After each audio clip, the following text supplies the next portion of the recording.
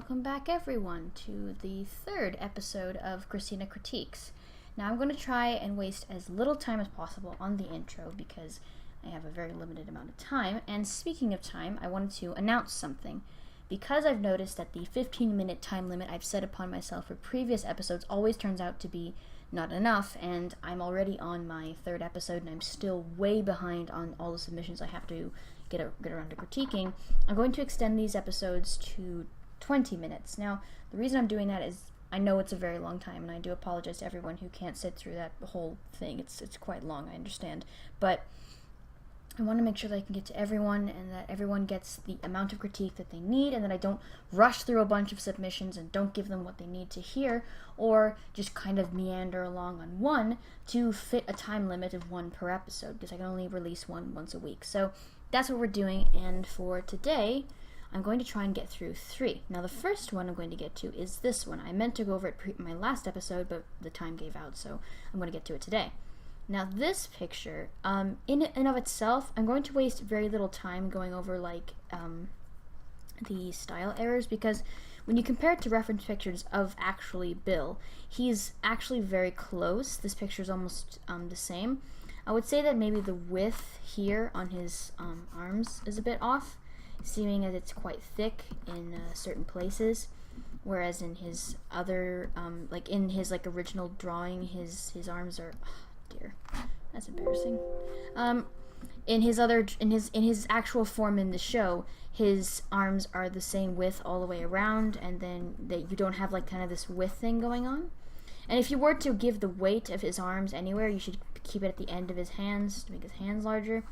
But that's not exactly what I wanted to critique about this drawing. What I wanted to critique about this drawing, and note that I understand it is a collab and that you're working off someone else's sketch, so this is a critique for them as well. I wanted to go over the intricacies of portraying a character. Now, this particular character, you actually have a lot of leg room because he's a very easy character to draw, but he has such an incredible personality. Now, these are some sketches I did myself of Bill. Now, the thing about Bill is that the way you've drawn him is you've kind of reduced everything that he is into this very simple, flat, kind of boring character. He's kind of smiling with his little fireball, and that's it. When in the show, even though the show's style is quite simple, he's this maniacal, vindictive, terrifying creature, demon, who has no regard for human life, and he'll set you on fire because it's fun. He'll drink alcohol through his eyeball to freak you out. He'll make deals with you to get your soul. He's this incredible over-the-top villain, and the way you've drawn him, or at least the way you've colored him, even drawn his flame, is this very simple, boring, one-dimensional way of portraying him. Now, I understand that this was a collab, and I understand that it's okay to draw characters in a very simple, kind of one-dimensional kind of way. But what I would recommend in the future is to really take advantage of a character that you're drawing. When you're doing a character like Bill, who's this eccentric, crazy, evil demon, this unique character, this whole package right here, you really want to get in there. You want to just go crazy. You want to take full advantage of his expression, of what you can make out of him, all of that you can take of him as a character. And he has a lot of story behind him as well, so there's so much more you could do with him, and I feel that this picture is more of a wasted opportunity. There was so much you could have done with him, but instead you went with a very simple piece. Now, I understand this is a collab and you're working off someone else's sketch, so take this to say that in the future, seek to add more flair to what you create and really take advantage of the characters you use, because with characters like Bill, how can you not take advantage of something like this fun? Just take this and really create something new, unique, because among the thousands of pictures and fan arts of Bill out there, this one would fade out and no one would remember it. The most memorable pictures of Bill out there are ones that really take advantage of this whole maniacal personality he's got going on. And I understand that you probably don't have access to a tablet or all the most advanced programs that many other people do, and I would like to point out that you don't need them. You truly don't. You can just take pencil and paper and sketch out something on there and post it. You don't need the best program to make an interesting picture. All you need to do is take advantage of a character's personality to the fullest. So that would be my tip to you. Just take advantage of his character. Take advantage of his character, and take advantage of any character that you create. take what they are and explore them in your artwork. Make them interesting. Really bring out what they are and make them more wonderful in your own piece. So that way people can look at it and find something compelling and interesting. And, oh, okay. Well, I suppose moving on to the next one, since that is mostly what I had to say. Since you really did stick to what he does look like in the show, I would just have to say, take more advantage of his personality and create something with more flair in the future. Like that's what I would have to say about that. And the second one is this one. Now, I'm going to try my best not to criticize style, because I understand that people have their own styles, and while I do hold that my style can be improved and that you should always be open to taking things even if it's your style and listen to other people's opinions, because your style can evolve and get better, I will try my best not to say, hey, you should fix this because it's not to my preference. So the one thing, though, that I did notice right away about this picture is how flushed it is. Now, by flushed, I mean it's as if you took a white layer of paint and kind of painted it on top, and then, like, it has, like, this white feeling to it. Like, I've actually added a white layer on top of it, and you can see how different it is. Like, if I take this and I, like, contrast it a bit and bring out the colors and just kind of emphasize it a bit, there's, like, a huge difference than what it was. Like, that's before, after. Before, after. There's like a huge difference. You see how those colors really come out, and then you do feel like he's in the sky. Now, to quickly move on, because I do feel like you, in the particular comment you sent with this, you asked me a question regarding the hair. You asked me to criticize the hair, and I will get to that in a moment. I just want to quickly, besides the color, I would also say watch proportions. I feel that if this hand had been turned this way instead and was facing this direction, with maybe the fingers curled this way, it would have looked better, and the hand would have been smaller as well.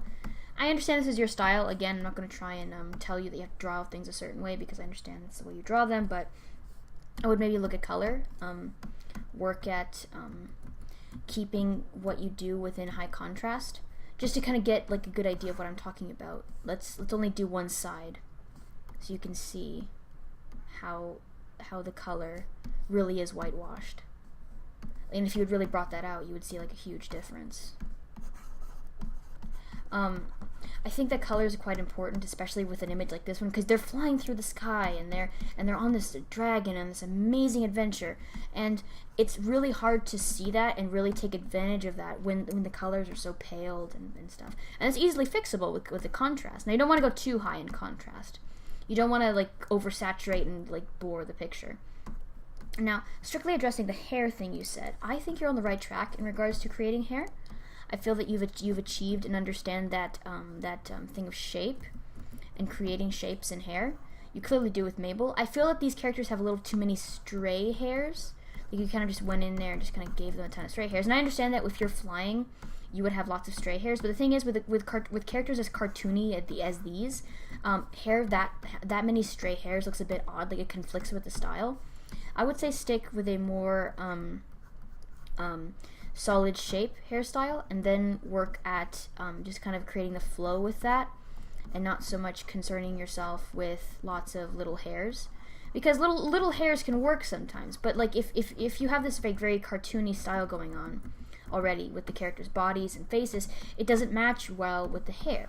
So you want to stick with like, you can either decide to elaborate the bodies and then make the hair match, or bring down the hair and make the bodies match the hair.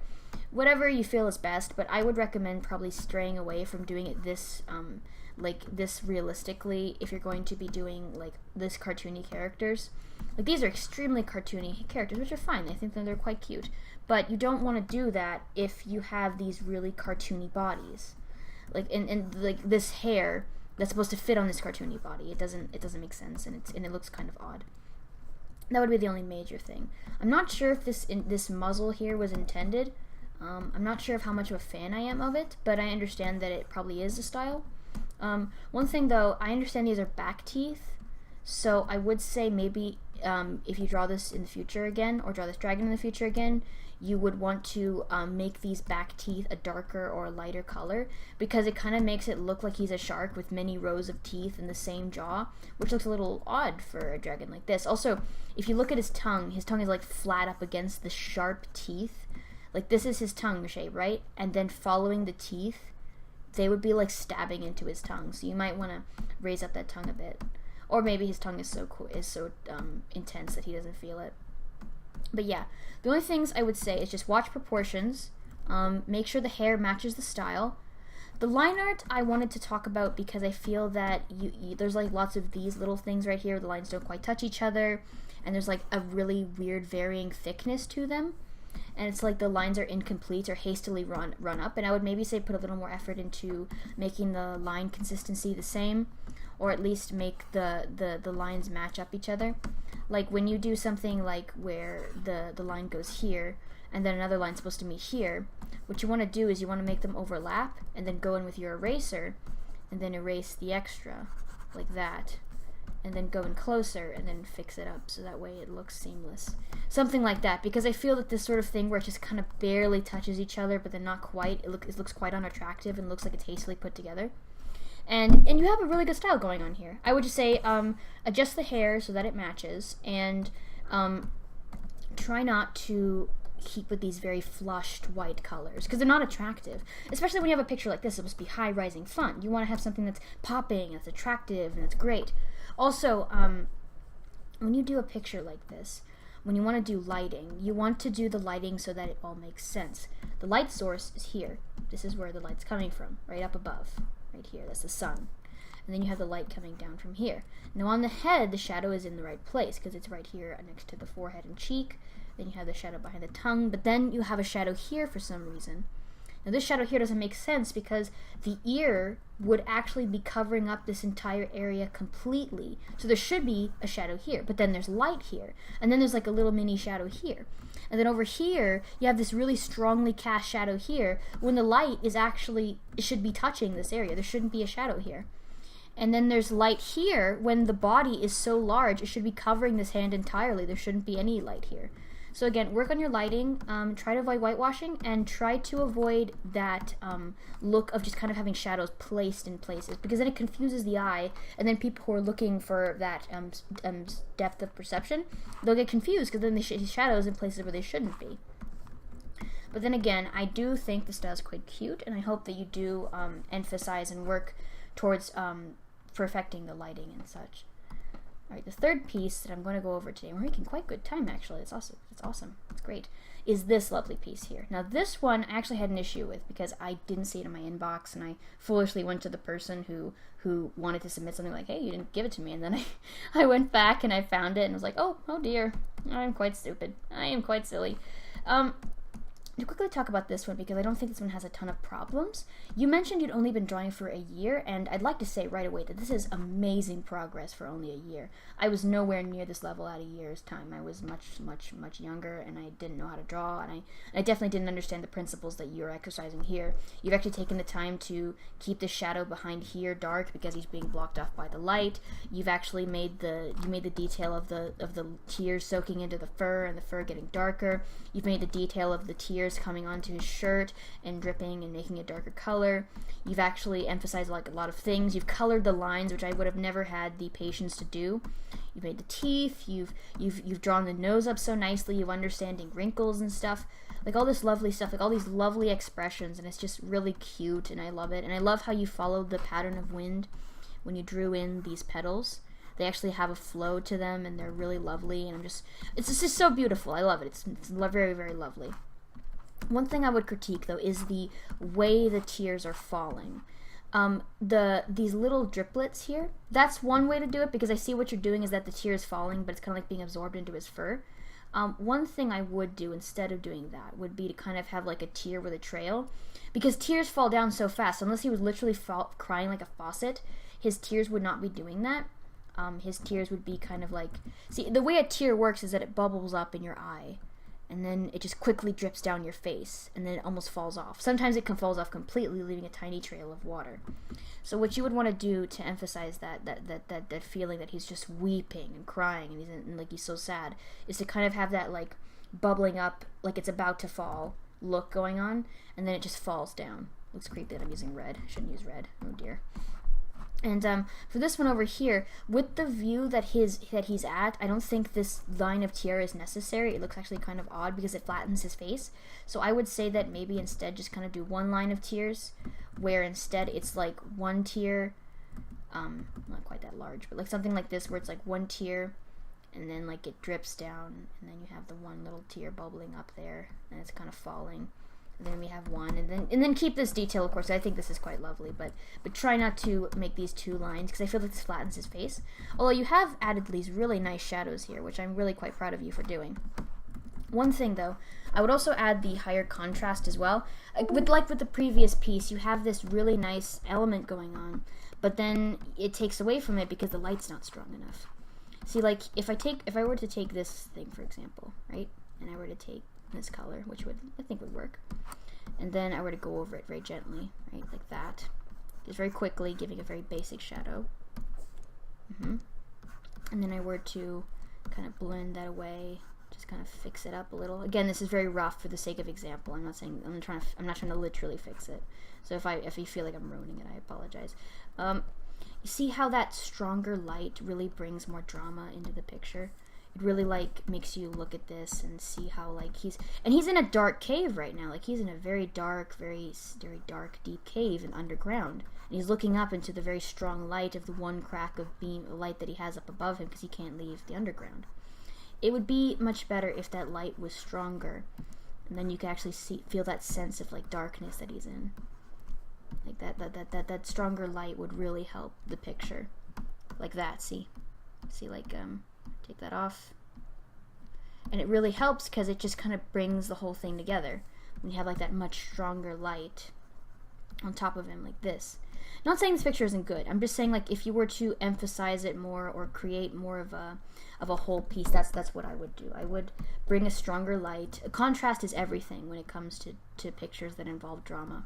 You want to have like that really strong contrast, and like with this picture like this, with the emotional meaning behind it, I think the contrast actually suits it because he's looking up at the literal light of his escape that he can't have because he can't leave the underground.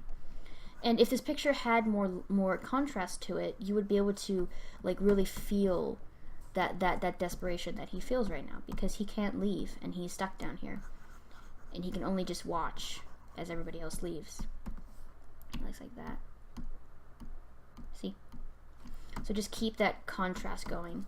Also, this is just a small detail that I would add if this were my own, but something that I feel really gives depth to a picture is when you have like really light foreground items, and background items really help give perspective into what you're looking at and help give like a sense of environment. And note these again are like really hazy, and I'm not trying to oh dear, something really hazy that you would kind of like look at and be like, oh yeah, he's in the ruins, I remember now, like he's somewhere like deep down underground and stuff. Something very light like that, not quite like that because again it's really hastily put in there, but something like that where like you'd look at it and you remember, oh yeah, he's in the underground or something, to give it a sense, because like here it looks like he's kind of in the middle of nowhere, and then the green patch he's got down here of flowers. Maybe it would help if you were to add like that really dark shadow down here on top of the flowers, because this looks quite unshaded. It looks like you didn't put any value into this, and by value I mean like shading, I don't mean like physical value. If you didn't put any light on that, you could put some like very light shadows going on here, and then you could see how that really adds to the whole environment of the picture to bring it together. Again, just deeper contrast and more foreground stuff to give it a sense of environment and element, like that, to make it really feel strong. Like you look at this and it's like, wow. Maybe add like teeny little shadows of the petals on the ground, of them floating above, or something like that to give also a sense of environment. Something like that. I would maybe say that there could have been like a more dramatic way you could have drawn his mouth, but that's really in me nitpicking at this point. I truly do love this piece. I think it's quite lovely. I think what you were trying to do was actually really, really beautiful. I do hope that you continue drawing, and I hope that like me pointing this out would help you out a little bit, and really help you pull this all together, because this is like so lovely with what you've done. that I really look at this and I'm like, wow, it's so amazing, especially for the progress of a single year. One last thing I want to say, because I'm running out of time, about this piece that would maybe help bring it together more is just to kind of add some color to his face, like this. He's weeping, and when you weep, your face gets all red, and your face is all red and sad. So I would say maybe add that on there, you know, kind of make that like he's been crying a lot, and like it just kind of adds, like, I know he has fur, but you can take liberties with this, of course, so you can add that on there and really bring that together, make him bring the emotion out in there. Take full advantage of skin tones and things like that when you're drawing someone who's sad, because then you can really like take advantage and really make people feel in the audience for the character. You have an audience when you create pieces like this, because the people who look at these want to feel connections with the character. They already have connections with that character, and they want to see like an artistic representation of that connection they already have with the character. And when you take that character's connection that people have with the character and really like emphasize it and bring drama to it and bring it together, then that's what really sells it. That's what really sells it, and that's what would get people to look at it and really say, wow, that's so emotional, it's so impactful, it's so powerful. And you really have got a lot of going here. Like, you've got this really lovely view, you've got this really nice like thing going on here and stuff. Like, all of this just happening, it's just really lovely, and it's quite nice. I'm really proud of like this piece that you've made. It's beautiful, I love it, and I hope that you continue to make more. I'm looking forward to seeing more, and in the future, if you ever want to, you can always submit again. Right? It looks like I've reached my time limit, so thank you all for watching. I'm really glad that you guys have been able to sit through whole 20 minutes of my ramblings. I'm going to try and make sure that my criticism is more constructed. I feel that sometimes I wander off and repeat myself a little too much, so I'm going to try my best not to do that. And thank you all for the submissions. Again, if I don't get to yours right away, it's not that I'm not looking at it. I will, and I do. It's just it takes time to really go through all of them, and each one has its own criticisms and things I need to say about it.